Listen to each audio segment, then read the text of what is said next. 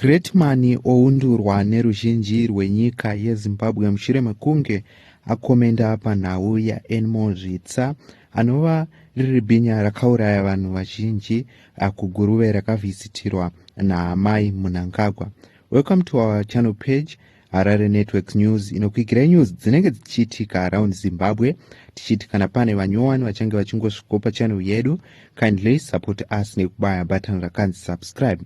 Zuva ranhasi tauya nemashoko audzwa Gretman neruzhinji rwenyika yeZimbabwe mushure mekunge akomenda panhau yaEnmo Zvitsa akavhisitirwa kuchikurubi naamai Mnangagwa, apo Enmo Zvitsa paakatsanangura zvizhinji. Vazhinji vakaona vhidhio racho achitsanangura kuuraya kwaakaita vanhu 25 mumusha weguruve. So takaona kuti Enmo Zvitsa akataura zvizhinji achiti zvimwe zvaimutuma inga iri nhau yekuti aida chokudya, ende pane vanhu vaimutuma zvakare. Paita kuti Gretman auya achinyora epost yataisa pascreen yaati, according nezvandakanzwisisa zvaitaurwa paibvunzwa naamai, ndamuregerera ini, I don't think kuti anozvidzokorodza futi. Nzara ndoyo yakamutuma avaisa mufananidzo waEnmo Zvitsa. Zvaita kuti vanhu veruzhinji vapopote vachishora Gretman nemashoko akataura aya.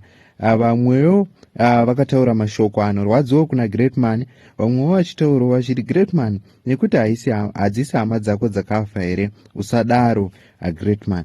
Vanhu veruzhinji vaipopota vachiti Gretman vanoti munhu aregererwe munhu akapara mhaka yakadai here.